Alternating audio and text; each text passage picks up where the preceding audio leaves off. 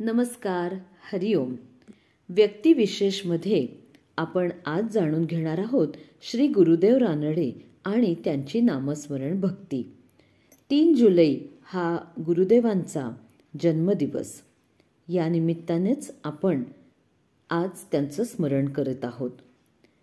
थोर तत्ववेत्ते, संत साहित्याचे गाढे अभ्यासक आणि आत्मज्ञानाचे परमाचार्य गुरुदेव रानडे तथा श्री रामचंद्र दत्तात्रय रानडे यांचं आज जन्मदिवस.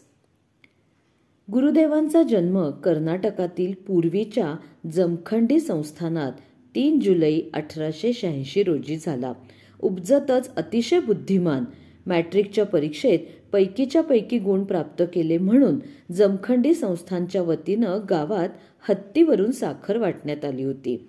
संस्कृतसाठीची जगन्नाथ शंकरशेठ शिष्यवृत्ती सुद्धा त्यांनी प्राप्त केली होती. वयाच्या अवघ्या 16व्या वर्षी निंबर्गी संप्रदायाचे श्री भाऊसाहेब उमदीकर यांच्याकडून त्यांना अनुग्रह प्राप्त झाला होता. तेव्हापासूनच ते नामधारक झाले. खूप निष्ठेनं इतक्या लहान वयात ते नामस्मरण करत असायचे. पुढील शिक्षणासाठी ते पुण्यात डेक्कन कॉलेजमध्ये दाखल झाले. गणित विषयात BA ची पदवी प्राप्त केली. फर्गसन महाविद्यालयामध्ये प्राध्यापकाची नोकरी करता करता तत्वज्ञान विषयात त्यांनी MA केलं. परीक्षकानं त्यांच्या पेपरवर शेरा लिहिला होता की हा विद्यार्थी परीक्षकांपेक्षा सुद्धा विशेष उच्च दर्जाचा आहे. त्यांनी काही काळ सांगलीच्या विलिंग्डन महाविद्यालयात सुद्धा नोकरी केली, परंतु त्यांना पुणे आणि सांगलीची हवा तितकीशी मानवली नाही. त्यांची तब्येत अगदीच तोळामासा होती, पण केवळ नामसाधनेच्या बळावर ते वयाची 70 पार करू शकले. याच दरम्यान त्यांचा विवाह झाला, पुत्रही झाला, पण तो पुत्र अल्पायुषी होता. पुत्र गेल्याची तार त्यांना जेव्हा मिळाली तेव्हा ते जमखिंडीमध्ये एका कार्यक्रमात होते. निरूपण चालू होतं. तार वाचून जराही विचलित न होता त्यांनी कार्यक्रम पार पडला. ही स्थितप्रज्ञता त्यांना नामस्मरण भक्तीनंच प्राप्त करून दिली होती. गुरुदेवांनी इंग्रजी भाषेवर प्रभुत्व मिळवलं. उपनिषदांवर इंग्रजीत भाष्य केलं. लोकमान्य टिळक यांचा विशेष स्नेह त्यांना लाभला. केसरी मराठा या वृत्तपत्रांचं संपादकत्व स्वीकारावं या टिळकांच्या विनंतीला मात्र त्यांनी नम्रपणे नकार दिला, कारण त्यांना राजकारणाचा कधीच मोह नव्हता, किंबहुना त्यामध्ये तितकासा रसही नव्हता. मग अलाहाबाद विद्यापीठामध्ये उपकुलगुरू म्हणून त्यांनी 20 वर्ष नोकरी केली. या दरम्यान विपुल असं ग्रंथलेखनही केलं.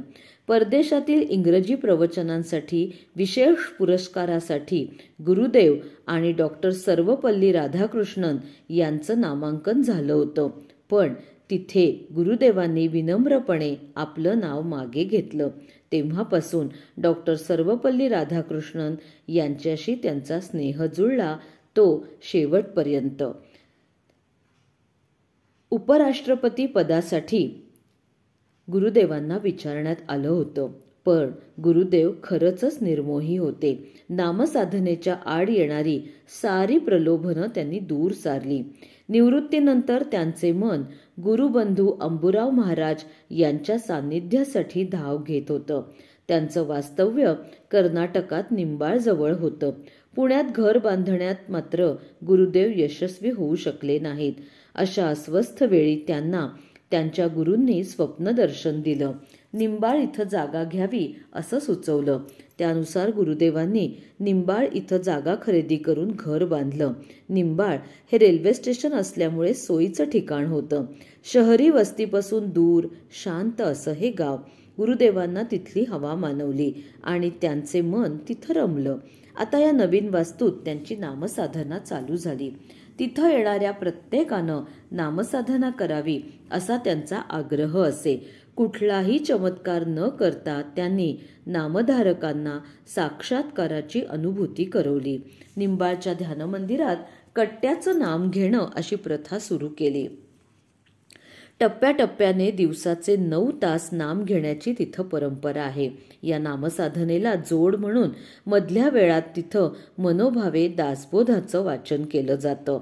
आपल्या गुरुबंधूंच्या निर्वाणानंतर त्यांनी भक्तांना अनुग्रह द्यायला प्रारंभ केला. आज असे अनेक नामधारक निष्ठेनं नामस्मरण भक्तीच्या सुपंथाला लागलेले आहेत. जमखिंडीत त्यांच्या स्मरणार्थ परमार्थ मंदिर स्थापन केलेलं आहे. त्यांची राहती वास्तू जतन केलेली आहे. आपलं कार्य पूर्ण झालं आहे याची जाणीव झाल्यानंतर त्यांनी 6 जून 1957 रोजी निंबाळ इथं राहत्या घरी शांतपणे देहत्याग केला. तेव्हा त्यांच्या उशाशी त्यांची दुसरी पत्नी, कन्या, जावई, नातू, व्याही असे सर्वजण उपस्थित होते. तो संपूर्ण दिवस त्यांनी नामस्मरणात व्यतीत केला. नाडी हळूहळू क्षीण होत शांत झाली. नामसाधकानं आपला देहत्याग कसा करावा हे प्रत्यक्ष तिथं उपस्थित असलेल्या अनेक नामधारकांनी अनुभवलं.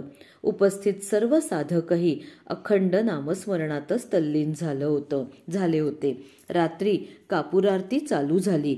कापूर जसा मंद जळत अखेर शांत होतो आणि हवेत विरून जातो, तशीच गुरुदेवांची प्राणज्योत सुद्धा हळूहळू शांतवली आणि अनंतामध्ये विलीन झाली. निंबाळला गुरुदेवांची समाधी आहे. अनेक भक्त समाधीला माळ लावून अनुग्रह घेतात आणि निष्ठेनं नामस्मरणाचा परमोच्च आनंद अनुभवतात. सांगण्यास विशेष समाधान आणि अभिमान आहे की गुरुदेव रानडे हे माझ्या आईचे सख्खे चुलत आजोबा. या नात्यानं ते माझे पणजोबा आणि मी त्यांची पणती. हे भाग्य खरंच थोर. त्यांचा कृपाशीर्वाद मस्तकी राहावा म्हणून रामरायांच्या चरणी मनोभावे वंदन. श्रीराम जय राम जय जय राम. श्रीराम जय राम जय जय राम. श्रीराम जय राम जय जय राम.